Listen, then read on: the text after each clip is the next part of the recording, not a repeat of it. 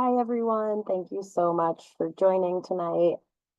This is one of my favorite topics to talk about. One of my favorite sectors to be involved in is helping to create more sustainable urban landscapes. And so to be able to share with you all some things we do here at Denver Botanic Gardens and some things that we've done out in the community, some of the practices that we've seen have helped with the most successful landscapes. I want to take a moment to introduce myself. So I am originally from the East Coast, but moved here about 3.5 years ago now to join the Gardens team. And here at the Gardens PowerPoint there, I help steward a lot of our low water landscapes. I care for primarily Colorado native plants and southwestern natives to the Colorado Plateau.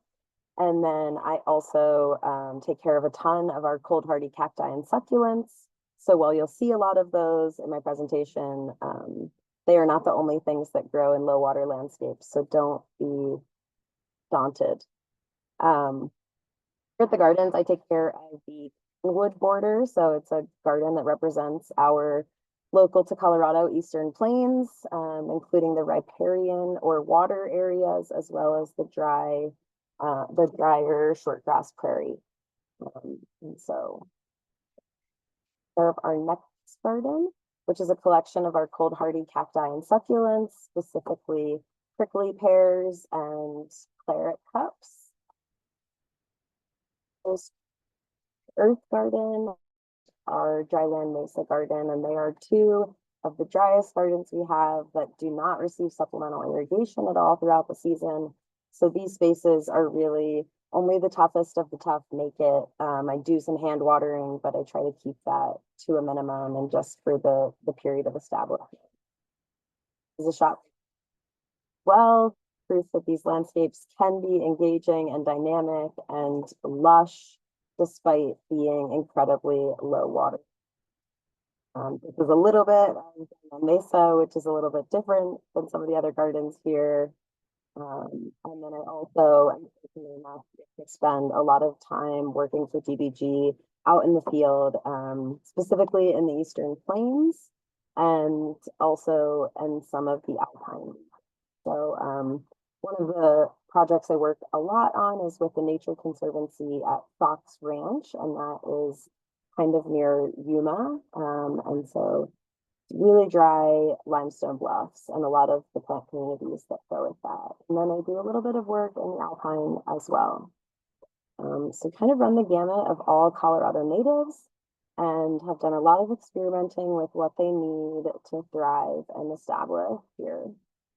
A little bit about me, but before we begin, I want to tell you a little bit about what we're going to talk about tonight and what we're not going to talk about.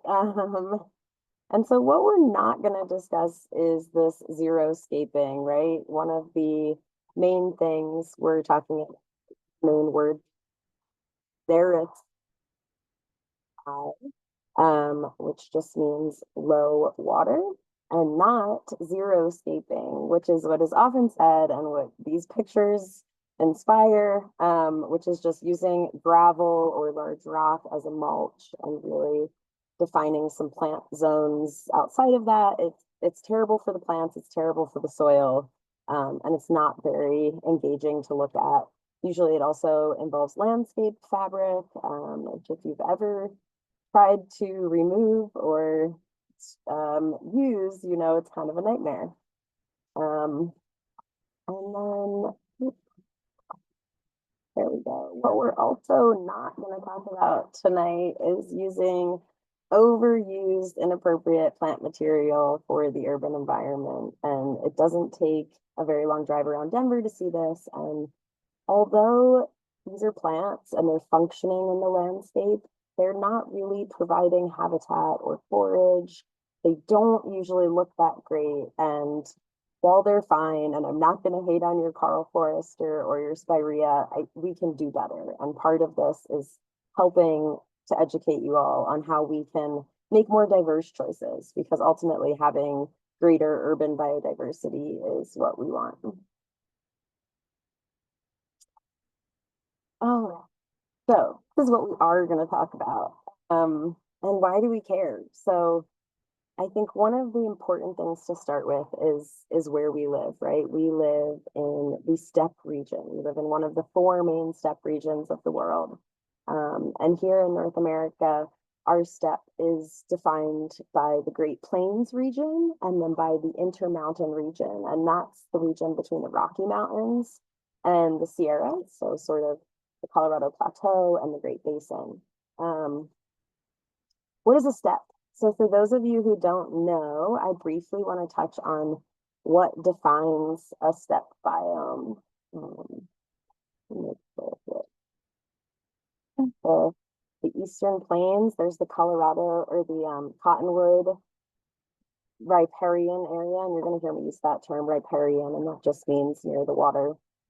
But the Cottonwood Plains and the Shortgrass Prairie, and they are defined by their variable and extreme weather patterns. If you've lived here for any amount of time, you know what it's like to garden here. We can receive anywhere from 10 to 20 inches of rainfall annually. We have long, cold winters where we drop below freezing for 4 to 6 months. And then we have incredibly hot summers where we exceed 30 degrees Celsius or about 85 degrees Fahrenheit for over 100 days. We have intense solar radiation, being at such high elevation, and that really affects our plant communities. And we have incredibly low humidity as well. The other main component that we'll really talk about tonight is our lean soils, and that really defines how we think about what we plant here in our steppe region. And then we also get the joy of heavy, wet snow and hail, which is hopefully not coming this weekend. But the other main thing about are the plant community. So there's a slide behind there, but that dry, low humidity, little precipitation, intense UV, and heavy, wet snow.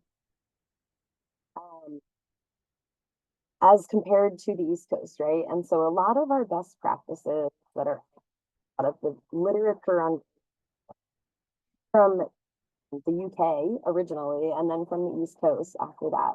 And so there's not a ton of great resources on how to garden in a steppe climate. And I'm sure you've been here long enough and trying long enough that you have come to terms with this. Like Denver Botanic Gardens has put out some great resources, and we're so lucky to have Resource Central and all of our other community partners. But I feel like no matter how much we talk about these things, there's always still so much room to educate. So let me go back here for a minute. The other thing I wanted to talk about in the steppe region is the plant communities. And so throughout the world, all steppe regions have very similar plant communities that are dominated by grasses, asters, and bean family things. And so we see those three communities pretty consistently throughout the North American steppe, the Central Asian steppe, the Patagonian steppe, and the South African steppe. However, what is often the case, since steppe is a function of biogeography, is that in the east, the eastern sections of steppe, we get a lot more rainfall. And so we see these communities dominated by grasses primarily. So think about the Great Plains. And then in the western sections, where we tend to have less precipitation, we see our plant communities dominated by shrubs. So the sagebrush seed is a really great example. And so just to articulate the differences that we can see within the steppe region based on the amount of moisture and at which time of year it comes, we can either have grass-dominated communities or shrub-dominated communities. And not that that's necessarily something you need to know for your own yard, but it's great ecological knowledge to hold with you as we think about designing a space, especially in what you might want to be emulating. Okay. Here, I'm going to pause for a second and just check in with Allie if there are any questions from the intro there. No questions really. It just sounds like the audio that you have is just a little bit going in and out. So I don't know if you're able to kind of move your microphone a little bit. I'm not sure if there is one of those, Yes, but just there something is. to be aware of. Okay. But Let's see.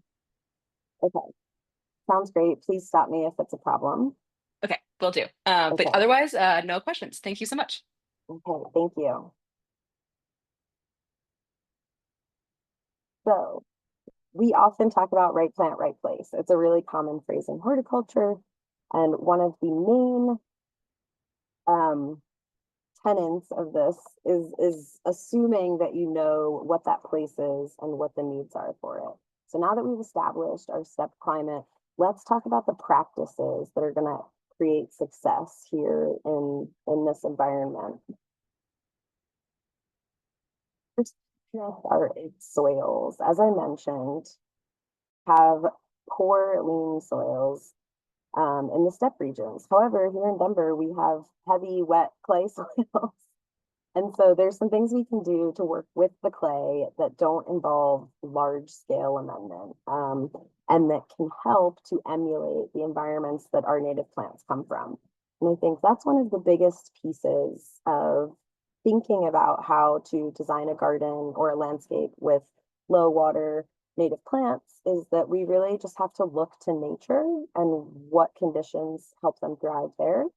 And so that's something I'm always answering with clients and volunteers is, what do I need to do to the soil? I got these plants, I got my garden in a box. What do I need to do with soil now? And usually my answer is nothing. We want to put the right plants in the right soil. We want to select the plants that work best with what we have. Sometimes our soils are too organic, meaning they have too much organic material. There's trees around or years of dust buildup, or it's been amended with compost in the past, or we have heavy, dense clay. And so when we're trying to mimic the native environment of a lot of our southwestern plants, they are from environments with incredibly lean, rocky soils.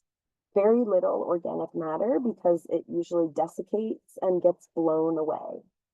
And so in our urban areas and in our gardens, usually we have these little corners where all the organic matter might pile up and get stuck under a shrub.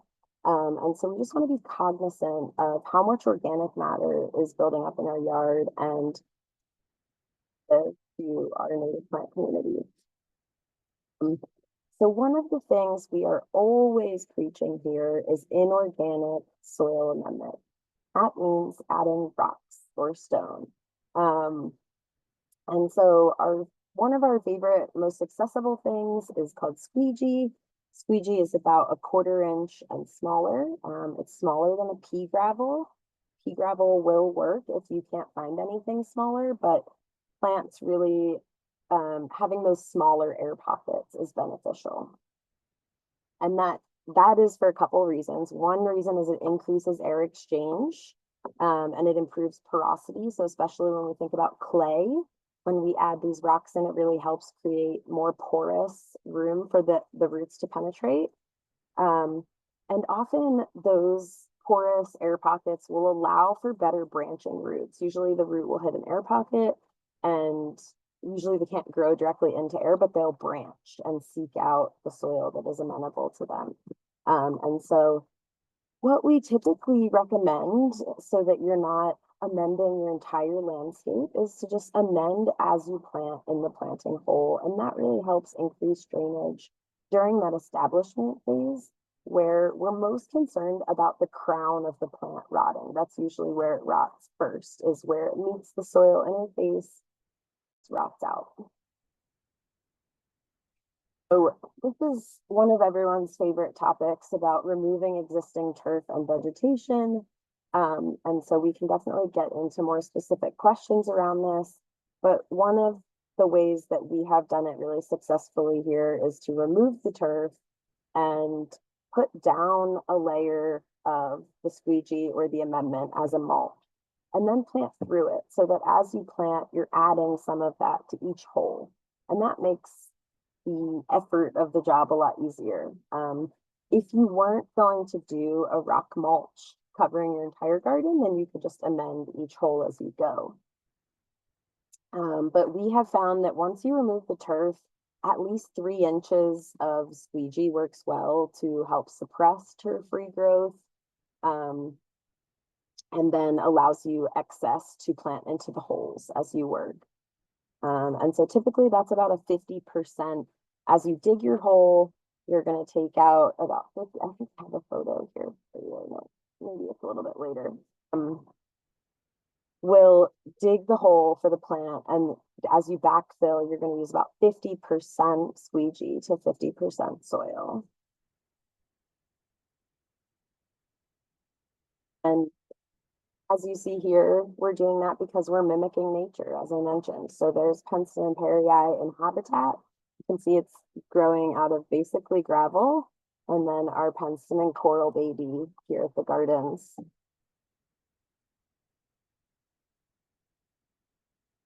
Some photos of our water smart and steppe gardens where we use rock mulch. I was actually rock mulching all day today in dryland mesa as well. And so if you come here, you see that most of our gardens use an inorganic amendment and mulch. And then we also do projects around the city with our Sustainable Landscape Services branch. And we use the exact same formula. And sometimes like this median here, it was like really degraded, filled with roots, had been like construction backfill at one point. And so for that project, we had the contractors remove 12 inches of topsoil and then replaced that with a 50% amended soil. That's not necessarily practical for every project, but if you are if there's an instance where you know you have incredibly degraded soil, then I would recommend replacing as much of that top foot as you can. But most urban home landscapes are not degraded in a way in which you need to replace the top 12 inches. That's often remnant construction sites or empty lots or hell strips, things like that, that have suffered many years of compaction and perhaps weed pressure as well. You can see here that phase of this median project, and then to the end there, so successful. I mean, that's in an ideal world, we hardly see any of the rock mulch because the plants are the living mulch that's covering it. And so once those plants get established, that's the idea, is that they cover a lot of that inorganic mulch, and that helps to reduce heat coming off of the mulch as well. It helps to cool the ground below them.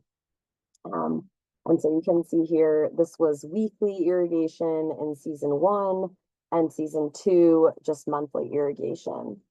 And so we'll get into a little bit more about how choosing the right plants helps ensure that as well.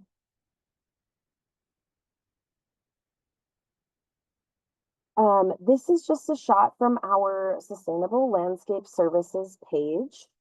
And so I just wanted to point out this resource. It will be linked in my PowerPoint, and I believe I also linked it for you in the supporting documents. And so if you are working on turf removal, especially, then this document will be great for you. I basically told you everything that's on here right now. This is just one project I want to highlight that we completed last year as well. And if you visited the gardens, you've seen how well this is doing now. We worked on removing all of the turf and replacing it all with a low water landscape on our York Street right of way last spring and fall. It was a 2-phase project. And you can see here, this is the turf removal phase. And we were lucky enough to use an air compressor in the root zones of the trees. I'll talk more about that. That's definitely not necessary. You can remove turf around trees without an air spade, just delicately. And then we used a couple methods here, one of which was a sod cutter for some of the larger areas, and then a lot of it was by hand. Unfortunately, there's no shortcut to sod removal. And whether you choose to solarize or use herbicide or do it mechanically by hand, it is all a high effort, time consuming process. And that is just part of the deal. So, for the love of gardening, right? But it's also one of the reasons why it's great to transition these spaces to low water landscapes, less turf.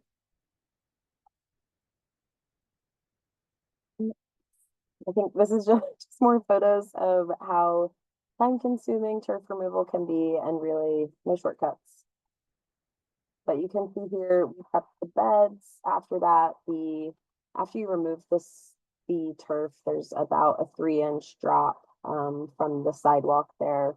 And so still with piles of snow, we worked on adding that squeegee and our boulders first before laying any plants out. So as I mentioned, we did about 3.5 inches of squeegee on top, and then planted through the squeegee so that as we were planting, we could just scoot it right into the hole. And then when we're finished planting, we'll reserve a little squeegee for just dressing it up and mulching again where maybe some soil popped through. So here's that is telling you about demonstrating a planting hole. And so that's, we lay all the plants out, we start to dig our hole, and then we remove about 50% of that organic soil before we add the squeegee into it. I'm going to make a case for massaging your root ball a little bit better than you see in this picture. It's a great planting practice to get in the habit of, which is really massaging and opening up those roots when you get a plant from the nursery. It really helps stimulate root growth and helps them to grow in the right direction.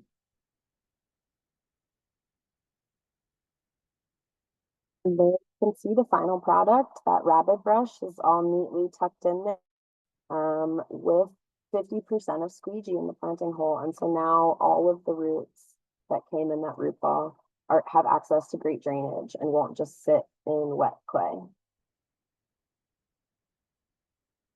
And here's another document that we provide about watering guidelines. And so I'll get a little bit more into that at the end here.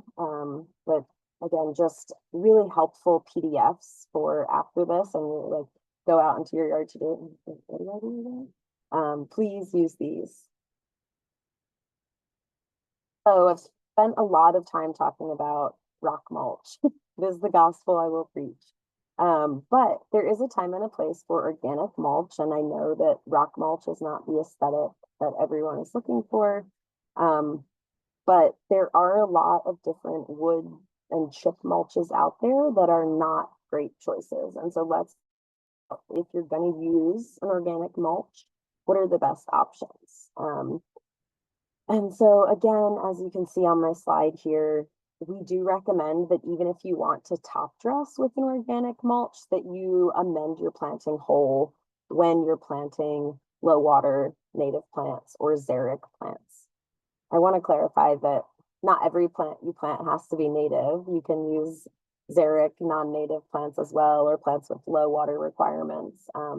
But generally they come from very similar regions of the world that also survive and thrive in lean soils. And so these apply to a lot of those low water plants as well. But for organic mulch, we want to try to use as fine as an organic mulch. And so looking for a mulch that's about 1 inch and smaller typically. And that's not always easy to find. So if you need some suggestions for sources, please feel free to email me. We can chat a little bit about sourcing at the end. We have it a little bit easier being a wholesaler, but there's definitely some places I can recommend that would accommodate a homeowner quantity as well. But typically we're only using organic mulch in areas where it's appropriate. So under shade trees where you'd have a natural buildup of organic material. Under, things like roses and vegetables, feeding needs, and things are not our low water xeric plants necessarily. are a lot of places in the landscape, you might have an overlap of these things. And so if you choose to use an organic mulch, just try to find as fine of a mulch as possible. And oftentimes you can get a composted or aged organic mulch that may have some already broken down leaves and grass and all of the things. And then they've been composted. And so you also get a really nice dark black color from that usually as well.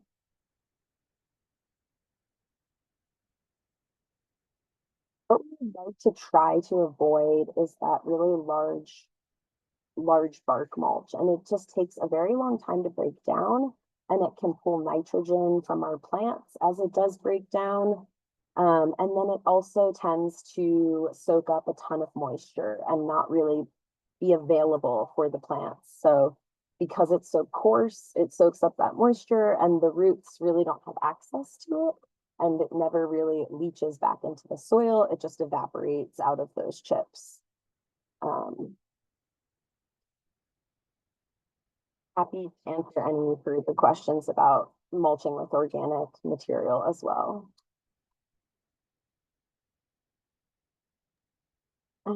Speaking of, I'm going to pause here for questions, Allie.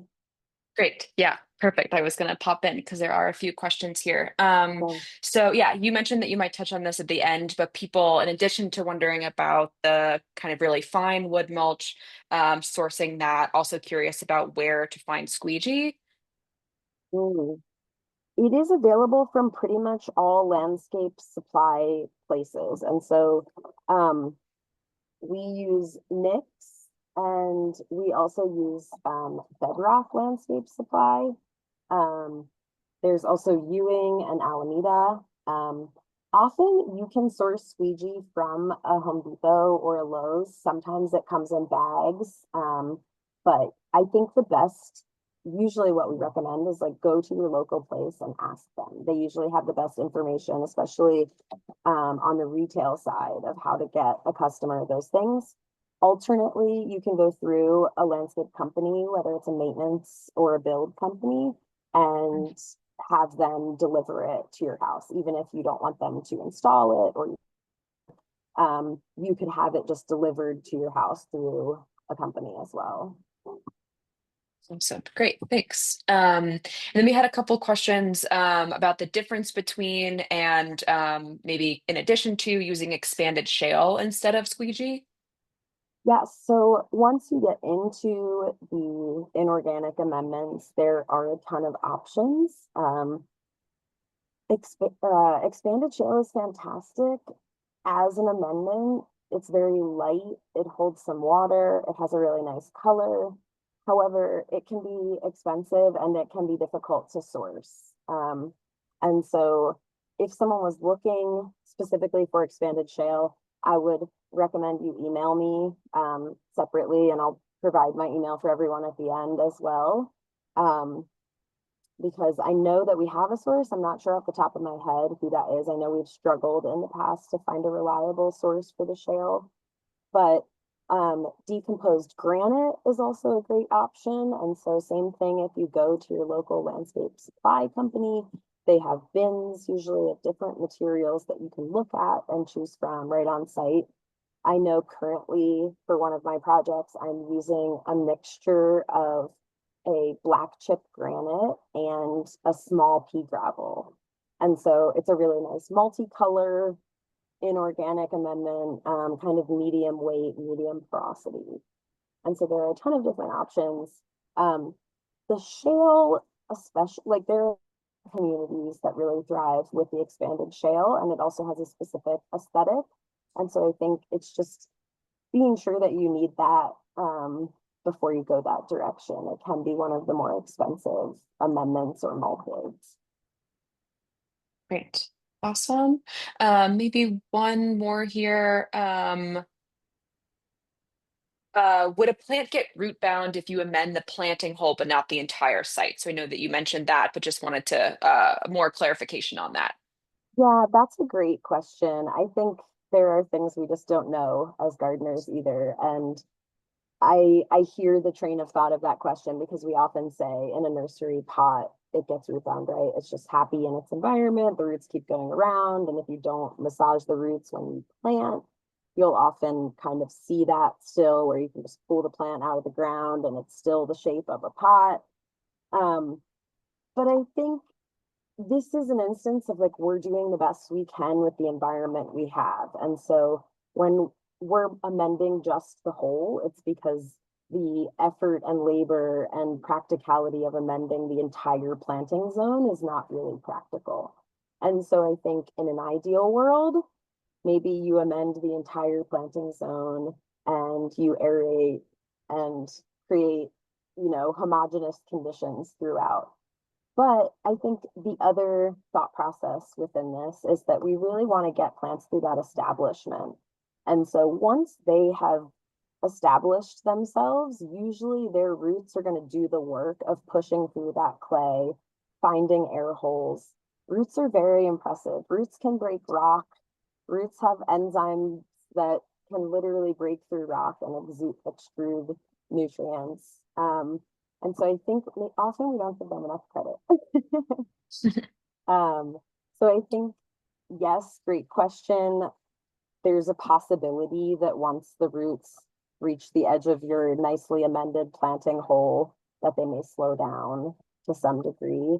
But we're really trying to get those crowns established through those initial, 3 months, 6 months, year, to where the plants can then really do the work on their own.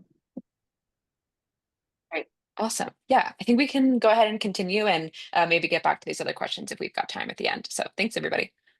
Great, thanks, Allie. Okay, so for the next practice one was soils. We touched on soils. We've gone through that. And then the next best thing you can do is plant small. And I know this can be a challenge in the retail industry to find small plants. Just when we go out to purchase plants, we don't need to be looking for the biggest, healthiest, most established plant at that time. We really want to be looking for small plants so that they have an easier time at getting established in the landscape. Because if you think about a 2-gallon pot, that has so much more plant to support the moment you put it in the landscape. So you put it through this transplant shock and it has a huge crown of foliage to support instead of maybe 3 branches that it needs to support through the season.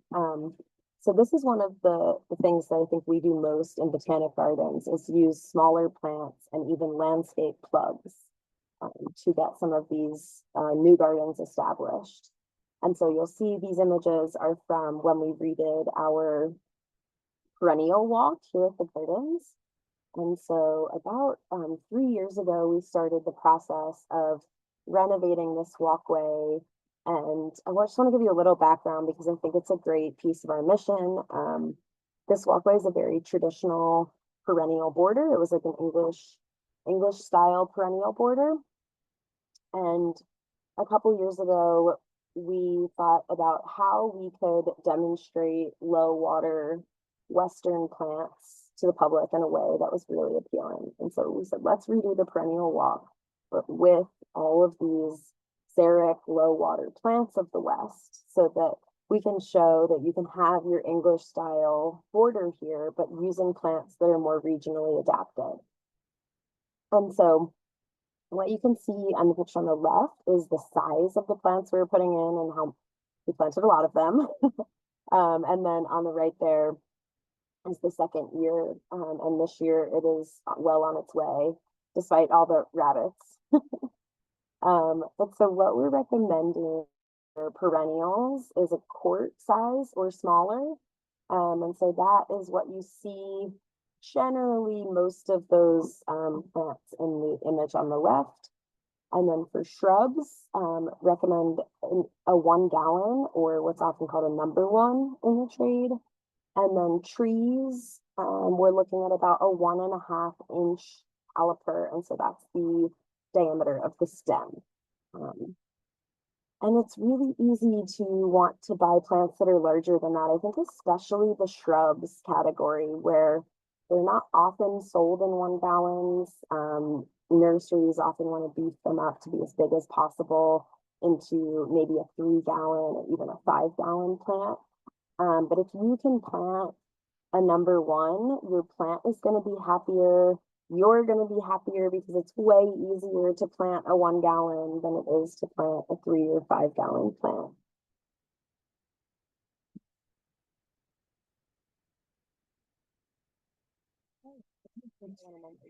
Is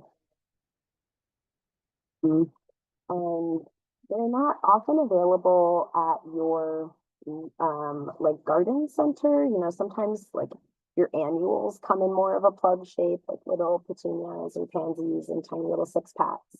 But often growers that are landscape plugs, and so I know places like High Plains Environmental Center in Loveland, Colorado, their availability, they're often offering their grasses and landscape plugs especially. And so you'll often see that on an availability. If you look ahead of time online, it'll say like comes in 50, a flat of 50 plugs. And where possible, I always recommend them to clients because they have a better chance of success at a smaller size. And when you lose one of 50 or three of 50, it's a lot smaller of a hole in the landscape. But if you plant 5 1 gallon perennials and lose one of them, that's a 20% hole. And so I am a huge fan of planting as small as possible. And I also would argue planting bare root. And so that's something that I did not put in my notes, but I'm happy to answer more questions about.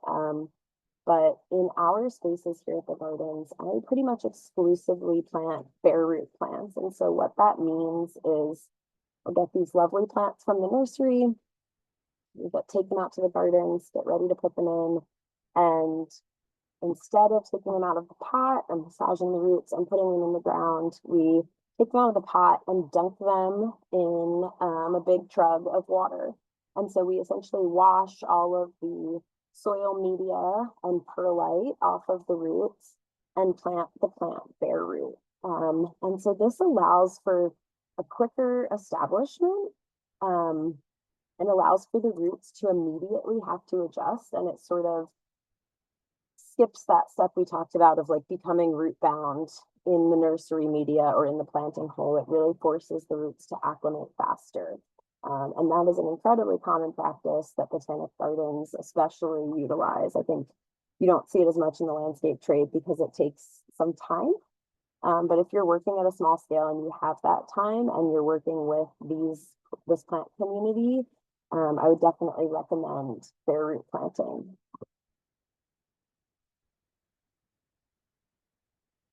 Mind when we choose plants is making sure that we're making the best choices. And I think often we are choosing them because we're familiar with the plant. We've maybe heard of it before or seen it, or it's one that's readily available at the nursery, or we're just like not aware of better options. And I think it's kind of all of those things. You have an idea of what you want and you go to the nursery and you see something in flower that looks great. Oh, wait, actually, I'm just going to buy that. It looks beautiful. I love that in my yard. And so I think I just want to inspire a bit of intention around plant selection and how we go to shop for plants. And so whether that's looking, as I mentioned, at someone's availability online ahead of time to know what they might have and what we're looking for, or consulting with someone like myself or CSU for potential options, or resource centrals, garden in a box list. Like there's so many great resources out there for how to choose great native, low water, regionally adapted plants. And so I think I just want to inspire you all to be very intentional when you're selecting new plants for your garden.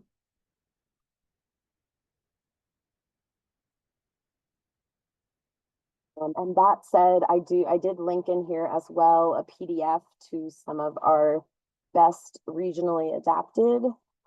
So not all native, but regionally adapted for the Front Range. The link is on this slide here at the bottom, or on the handout that y'all should receive as well. So it's just to demonstrate that you can have bright, colorful, showy gardens in a more traditional style, perhaps using low water, regionally adapted plants. But I did want to touch on a couple plants that are often marketed as natives, if they're native to the United States, some of them anyway, and that actually require a bit more water than we typically think of. And so, especially purple coneflower, Echinacea purpurea is one that's constantly marketed as a native plant and a low water one at that, but it actually prefers more wet feet, and we have a different coneflower that prefers the drier prairies, and that would be pale coneflower or Echinacea pallida. And that is in that PowerPoint as well, or the link to best adapted plants that I just mentioned. Same with our black-eyed Susan, gold sturm, miscanthus or mating grasses, fountain grasses, Physocarpus and Spirea, which we often see used in those median plantings, really need a bit more water. And the other one I would mention is our panic grass, panicum, or switchgrass. Often those are good as a water native plant, and they really prefer a bit more water as well. I'd call them like a moderate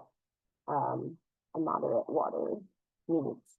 And then, as I mentioned earlier, plants that, you know, kind of fall into that overused category because they stay green throughout the growing season and they're tough is that Karl Forester, Korean feathergrass, and then our daylilies as well. And while they're both plants that are beautiful and functional landscape, they don't really have a ton of ecological function. They're both non-native and don't, you know, the daylilies are very short in the amount of nectar that they provide. So there's really not a whole lot that those are providing in terms of an ecosystem other than aesthetic value, which does have value. That plant list for you. And I just wanted to highlight the water use section in that. And that's the same with the Plant Select website. Just always looking at that water use amounts and being sure to look for the ones that go all the way to that dry or xeric category.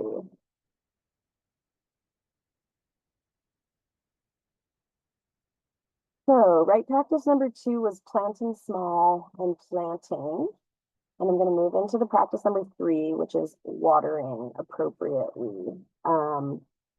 So our water use designations are something that is really tough. And I think it's a question we get a lot, which is like, how much do I water? What does it mean when I turn my irrigation on? How much water is actually coming out? And so I think it's really important to watch and pay attention to. And if you have an irrigation system, talk with the people that maintain the irrigation system and find out exactly how much is running at what times. Because if you've been watering for traditional garden needs and you move to a more xeric or dry palette, then you're going to be overwatering typically. And that's sort of like the sure way to kill xeric plants is to overwater them. So you can see here that we say like once established after 2 full growing seasons, plants we classify as xeric only need water during the driest, hottest, any drought periods we have. And so for myself here at the gardens, our Nexus garden, the slope I mentioned with cacti and succulents, and tons of penstemon and megastiki and salvias. I water that about 3 to 4 times a season. But if we've gone through an extended drought, we haven't gotten any moisture, I look to a plant or 2 in the garden to sort of be my canary in the coal mine. And so specifically, Agastaches, Agastache, hummingbird mint, whatever you call it, is one that, although it can tolerate really xeric conditions, it will start flagging in its foliage or wilting when it gets too dry. And so as soon as I see that one plant has started to wilt and I recognize that, I'm like, oh, time to water. And I'll do a really good long soak and then probably won't water again for 2 months. So it's just a matter of really knowing your space and also recognizing what how much water is coming out of your irrigation systems or how much you're hand watering. The other piece I wanted to touch on in terms of plants, and this is just kind of like that often our native or regionally adapted xeric plants have that silver green foliage. Usually that silver is a function of minute hairs on the leaves or a waxy coating, depending on the style of plant. And those both function in the same way. The small hairs can act to catch water in the air, ambient water, and turn it into water for the leaf. And then same with the waxy leaves, is that helps keep the stomata closed when necessary so that there's no transpiration happening, there's no water loss through the leaves. Highlighting some of our other xeric native plants, we've got penstemon, columbine, artemisia, amorpha or lead plant, and then I think that's chocolate flower in the bottom right, some of our great natives. Again, we have a couple different species of echinacea other than that purple echinacea purpurea that do great in more dry environments. We've got our spotted gay feather in the bottom, and then black-eyed Susan with the species Rudbeckia hirta, which is much more drought tolerant than the Rudbeckia goldsturm that tends to be used everywhere.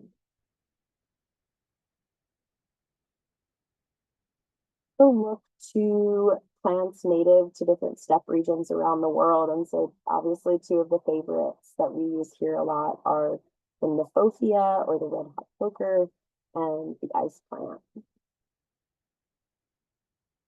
More traditional dry loving plants that you can utilize like lavender, which is hit or miss here in Denver depending on the year. And then our yarrows, all the different cultivars of yarrow. High shade plants, plants, and so this is all in that PDF that I've linked. And it's just, I just want to showcase that you can use incredibly colorful, showy plants in all of these environments that may seem really challenging at first. You just have to know which plants to select. I want to highlight, I know I said I was going to go into water, but I forgot I was going to highlight a couple projects here that our Sustainable Landscaping Services branch has done in the community so that you can really see some of these transformations in action and maybe envision your own space. So I really love this one. I love the use of blue grama. I love the use of the rock mulch. That's a squeegee. And it just complements the landscape really nicely. It complements the existing hardscape. And instantly it looks like it's a space in the West. You really get sense of with it. And we've turned all of this kind of dead zone of organic wood mulch into space where plants now living. Again, we've lightened up the colors, so we're reducing some of that heat effect. And by, putting plants where there was just mulch before, we've done a lot for the ecology and the reduction of heat and pollution, aka ecosystem services in our urban areas. Here's another one at the Evans Community Complex. They approached us in 2020 to do this one.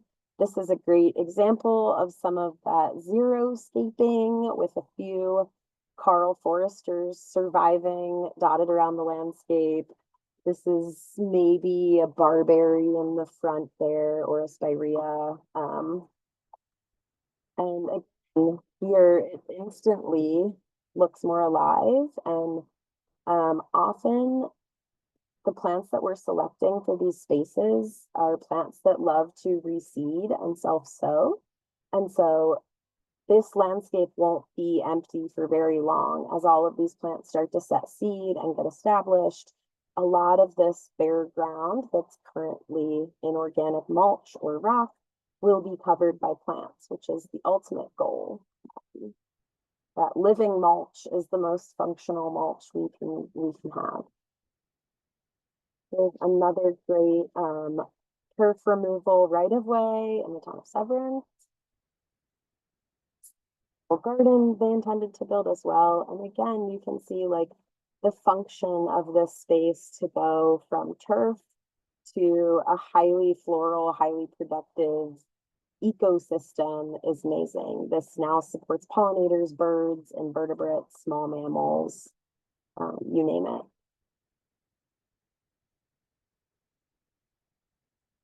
It's just another beautiful shot of our water smart garden here at the gardens. On water for you. I think I just had that one slide, and I'm sorry about that. But I'm happy to answer any further questions on watering. The one thing I wanted to add about water that Allie, you reminded me of with y'all's sprinkler auditing, if you will, is to really think about what we call hydrozoning in the landscape. And so if you have an irrigation system existing and you're thinking of transitioning spaces from turf to xeric plantings or making changes in your garden, it is really important to audit your irrigation system and to remember that not every zone in your landscape has to put out the same amount of water. And so you can work with your irrigation maintenance company or installers to tell them how you would like to do that. And, you know, as long as the system has been built with the capability to split a zone, sometimes that can be a bit of work, but often they're separate zones. You know, if there's an area where you have turf, that's going to need a bit more water than the area where you've installed a xeric landscape, and they should be able to program your irrigation to reflect that. And so you're working with a company that knows what they're doing. Hopefully they could do that for you. Say, hey, I really want to make sure that I'm being efficient. Please help me to zone this landscape so that I'm only watering what needs to be watered. And so just making sure that you're not overwatering because everything's on the same timer, the same amount of days per week and inches per hour. But I think that is it for me. And I'm ready to open it up to any questions. Awesome. Great. The first one here just had one quick question to go back to your email address on the last slide, if that's Ooh, yeah. possible. Great. And then, yeah, we've gotten a few questions about if these resources will be shared. And so, yes, we will be sending up a follow-up email in the coming days with the link to the recording of this webinar and the spreadsheet or handout that Laura has been referencing. So you'll definitely have all of that information after this. And so, let's see. We had one question.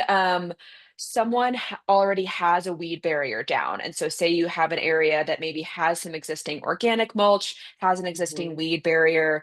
What are some suggestions for retrofitting that area? And should it be really ideally getting rid of everything and starting from scratch, or are there ways to kind of work around that?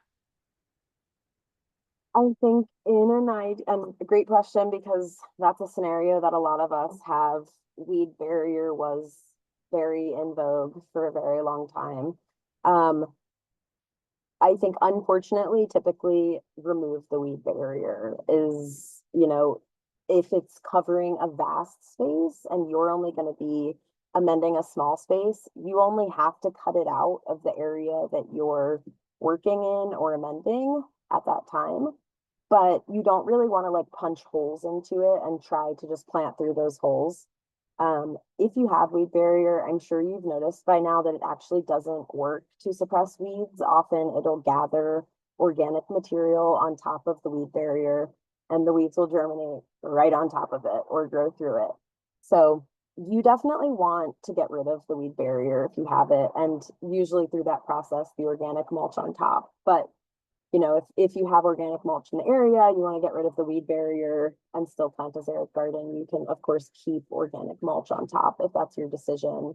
But I would definitely, unfortunately, the weed barrier has to go. Awesome. Great. Yeah, I'm tackling that project in my home right now too. And it is satisfying. It's a hard job, but on a nice spring day when you want to be outside, it's a good workout, and nice to get it out of the way too. You'll be happy that you did it in the long run. Yes, and we're dealing with it here at the gardens too. We just ripped out an area where we had it was under the entire planting bed at the very bottom on top of a gravel base. And it can be such a bear to remove. I will say one tool that we've found that can be really helpful when you're like trying to get it out piece by piece is a sawzall. So just like a battery operated sawzall just it'll cut through anything pretty much. So like using it in the dirt and the soil, it'll cut through that weed barrier. So sometimes it helps to break it into sections by cutting it like that. Because when you're trying to rip up, like 15 feet of weed barrier with organic material on top, it can be quite heavy. Yeah, definitely. Um, Great. Yeah. And so a question about reseeding and then maybe naturally, and then also kind of spreading some seeds on your own of native plants for squeegee areas. Would you recommend kind of moving the squeegee away and getting the seeds closer to the soil, or should they just kind of work their way down through the soil eventually? Great question. I would not do anything more than you typically do with seeds, which is maybe rake them in. And so most seeds you're going to be using are small enough to fall right through the cracks of a squeegee or an inorganic rock mulch. So I would not worry about like clearing and then remulching an area after you seed it. I would just go ahead and put your seed right on top of that. And that's what we do here. Awesome.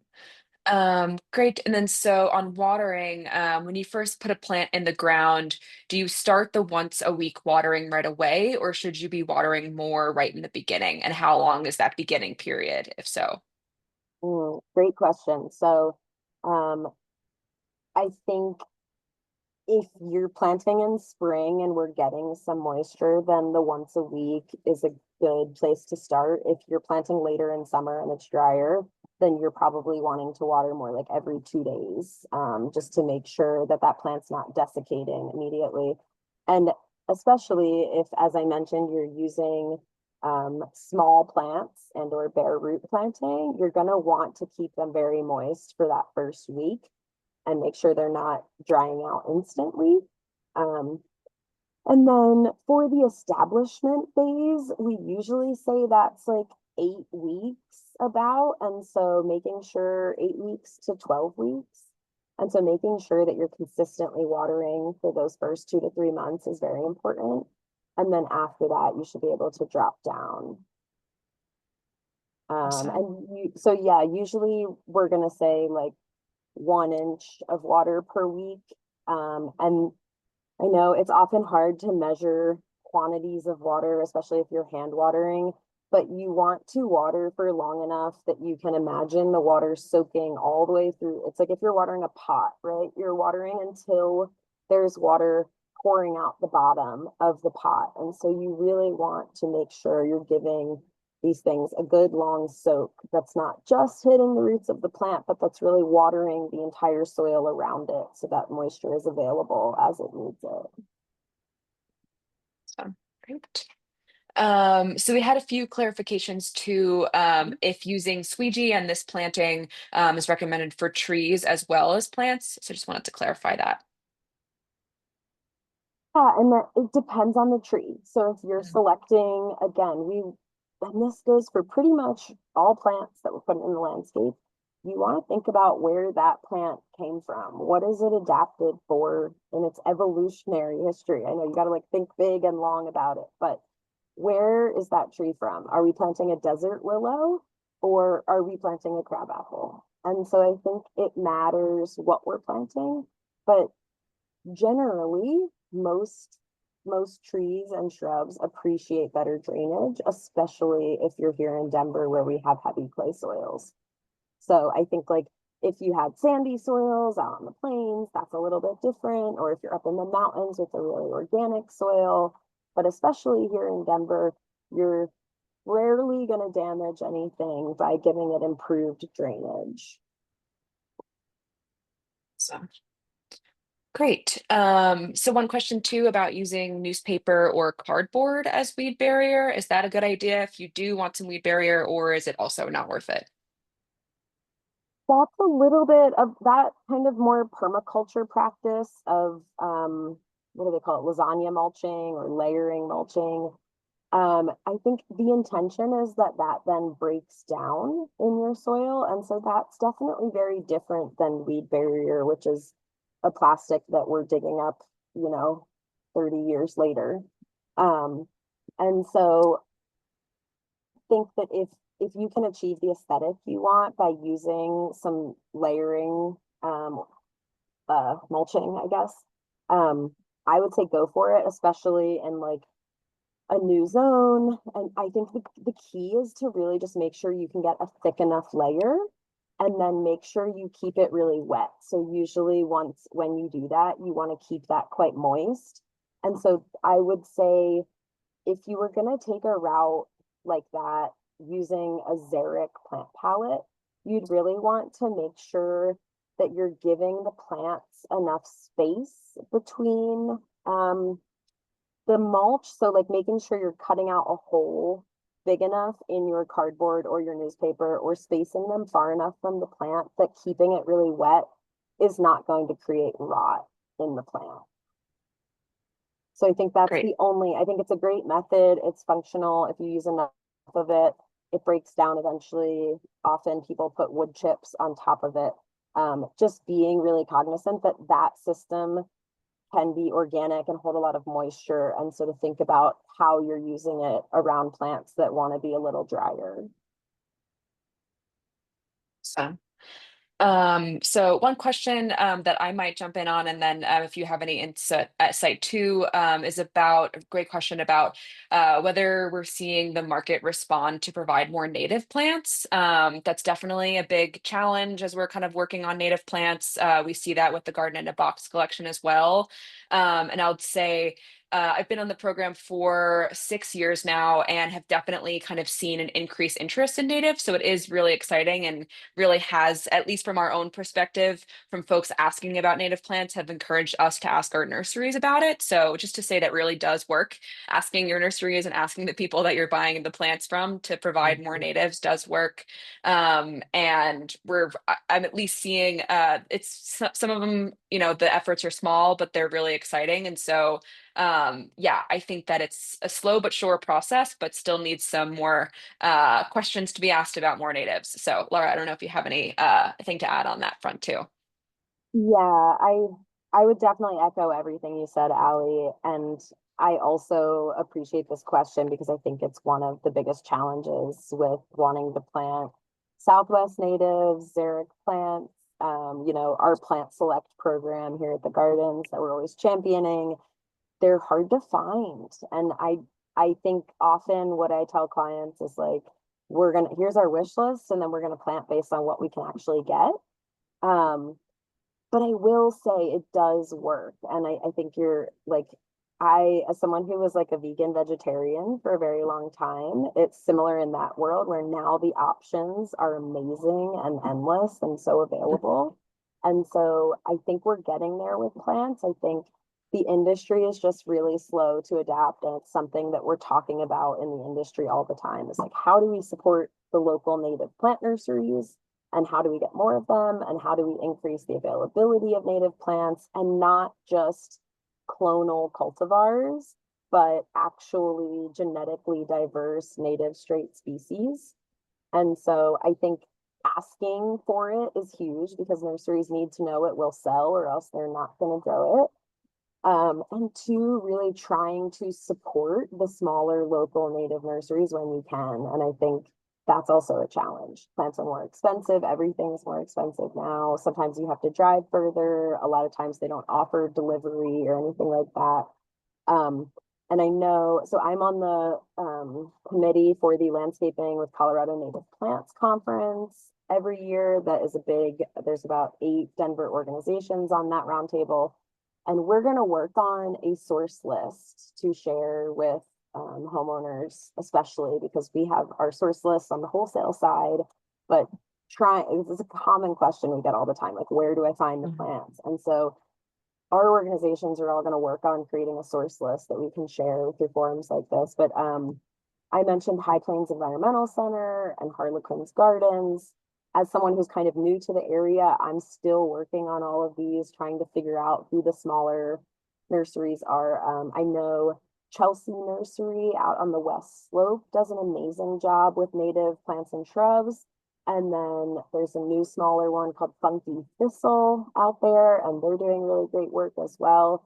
And most of these you find online and you look at their availability online, and then they often will have a delivery day or you have to go pick up from them. And so it's not super convenient, but support those nurseries growing native plants. Like, that is truly the best thing we can do to try and proliferate more of them.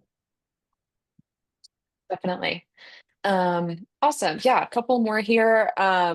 This is specific to someone's yard, but I think it can really kind of talk about a larger question. So they have landscaping rock that the builder supplied when they first moved in, but it's bigger. And so curious about using that in replace of squeegee. Can you go any bigger when you're thinking about using rock mulch, or should they really just go for the squeegee and remove that larger rock, landscaping rock? That's a great question. I think there are a couple ways you could approach it. And I think part of it is a little bit of this aesthetic aversion to the large rock. But plants don't love it. And that's when you see it. Weeds are hardly even growing in it, right? The porosity between those rocks is really too big for small plants to establish. Weeds sometimes do it. So I would say, like, what I would recommend is maybe trying to, like, segregate that large rock to certain areas and then maybe establish some other areas within that where you're going to plant small plants and use squeegee. Um, you keep it as like a mulch or a ground cover, if you will, but you definitely can't use it as an amendment. So that the size of the rock really matters when we're amending. And so that smaller size is really important as opposed to like a gravel or something. It's really not providing the same porosity or water storing capacity as a smaller rock. I think that's my best suggestion, but that's a really great question that I'd love to, like, pull some of my colleagues on and see what the consensus is on, like, what do we do with that, like, 4-inch stone that has been put on a bunch of landscapes? I don't Yeah, have a great totally. answer. Yeah, that's a great question. I definitely don't have a ton of experience in this, but I will say I know like a really kind of popular landscape feature is called a dry riverbed. Could be a cool like feature that can have a lot of uses in terms of water movement. If you're doing kind of it down by a downspout, there's obviously a little bit more maybe technicality to that, but it also can just look like a cool and kind of make it more of a Western style garden if it's got this kind of dry riverbed. So that can be an option. That's Um, a great suggestion, Allie, and that's what a lot of clients and our recipients do, is like that dry stream bed, and that lends itself to that larger.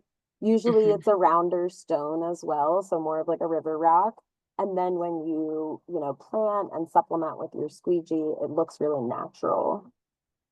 Right. Yeah. Awesome. Great. Yeah. And then a question here, as per usual, about bindweed, but potentially more, we can broaden it. So since we're recommending getting rid of that weed barrier, what suggestions or tips do you have to control these tricky weeds, whether it's bindweed specifically or some other Mhm. ones that you're tackling? Yeah, it's a great question. Also going to add that I've never seen landscape fabric actually suppress bindweed, so don't think it's serving you there. So we are currently working on some research in our horticulture research department about different rock mulches and weed suppression. So I don't have great answers for you yet, but we do have some really great data that shale and squeegee somehow prevent a lot of weeds from germinating in that top layer as well. Um, Otherwise, it's just not different than a garden bed. Like it's not going to increase your weed pressure. And I mean, we might have research to say it's going to decrease your weed pressure, but we don't have conclusions on that yet. But generally, we find that a good 2 to 3 inch rock mulch layer has reduction of a lot of the annual germinating weeds. I don't have a bindweed answer for anyone. If you find one, let me know. Um, Generally here, we are struggling to tackle it at every corner. A lot of people repeatedly dig it. We also use chemical treatment on it here because that's really the only effective way to eradicate it from a space. So we'll usually make sure that we're using the most effective chemical treatment, and usually 1 to 2 treatments a season will kill the plant. So that is kind of the route we're taking. Not everyone, Great. but some of us. Yeah. Yeah, I think CSU Extension has some kind of additional resources. Also, of course, if using kind of chemicals, looking at those labels really carefully and kind of digging more into that and if you're using them. But yeah, I think a trick a friend of mine was telling me that they're trying to trick themselves into enjoying weeding, and that's the best thing they've found so far. If you're trying to trick your brain into thinking that it's a fun gardening task instead of a not fun gardening task. And yeah, because if you're diligent and you pluck them before they start blooming, that's really great. And so just think of it as an activity instead of a chore. And I think it's a scale thing as well, like depending on your space and when you're gonna just like pull it over and over and over again, and that's an effective method, or you're dealing with such a large space, you can't be out there pulling it every week or whatever it is, then like Mhm. you may need to consider chemical treatment. Yes, and I think I take for granted here that we have access to chemicals that not all homeowners do, and so definitely encourage you to make sure something stronger than glyphosate, because glyphosate or Roundup is not enough to kill bindweed. And so we're using a chemical often called Drive, and it has a surfactant mixed in. And so make sure you're looking for the right product when you're shopping at Home Depot or your landscape supply company that will kill bindweed and is not just a glyphosate. Awesome. Great. Yeah, we had one person mention too, and I think I remember this from a webinar that I was on, repeated spraying with horticultural vinegar. It's not going to be a perfect solution either, but some kind of just repeated kind of stressing of the plant will be helpful. So yeah, that's a great call too. But yeah, I I think, oh, sorry, go ahead.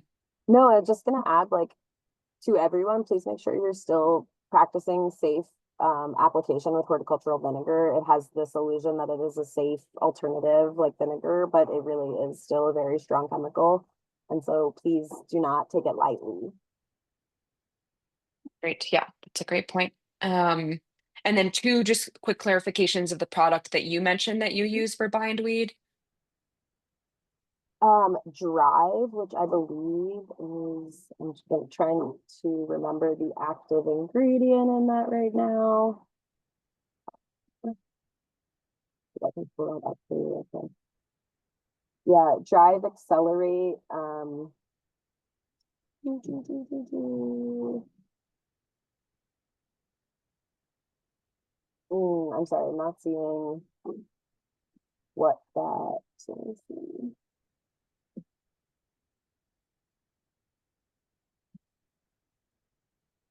Quinclorac. So quinclorac, Quin, chlorac, is the main active ingredient in that. So when you're looking, you're probably not going to see Drive Accelerate as the label. If you're looking at like a Home Depot or a retail store, make sure you're looking for that quinclorac, and you want to make sure that it has some sort of surfactant, and that is what allows the chemical to bind to the leaf and make it absorb systemically. The other thing with horticultural vinegar is it is not a systemic, so it does not kill the root of the plant. It burns off the foliage.